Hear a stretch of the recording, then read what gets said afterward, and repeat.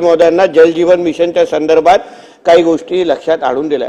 पण अध्यक्ष महोदय, आम्ही सगळ्यात पूर्ण सभागृहाची ही जी भावना आहे, जो जल जीवन मिशनची जी योजना आहे ना, फार अतिशय चांगल्या भावनेने ही योजना सुरू केली गेलेली। पण आता जसं मंत्री महोदयांनी सांगितलं की खूप एका कॉन्ट्रॅक्टरला 18 19 20 कामं गेलेली हे त्यांनाही माहिती आहे, पण त्या कॉन्ट्रॅक्टरकडे अकाउंटेबिलिटीच राहिलेली नाही। त्यांनी पहिलं काम खोदून ठेवलेलं आहे आणि 20 साठी पण तो पैसे 20व्या कामासाठी तो पैसे एन्जॉय करतो, अशी परिस्थिती निर्माण झालेली आहे।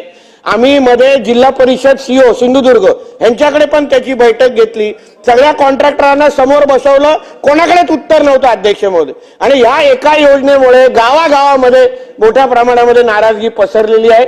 लोक आज सगळ्या बाबतीचा विरोध सुरू केला, म्हणून मी मंत्री महोदयांना सांगेन की त्यांच्यासारखा कार्यक्षम आणि कडवट शिवसैनिक असलेला मंत्री आहे, म्हणजे तुकडा पाडणारा मंत्री आहे, म्हणजे जास्त विचार करणार नाही याचा अनुभव आणि इतिहास त्यांचा आहे। म्हणून त्यांना मी विनंती करतो की तुम्ही मंत्री महोदय जोपर्यंत ग्राउंडवर उतरत नाही, जिल्ह्यामध्ये माहिती घेत नाही, हे अधिकारी तुमच्यापर्यंत काय माहिती पोहोचवतात यावरच आमचा प्रश्नचिन्ह आहे।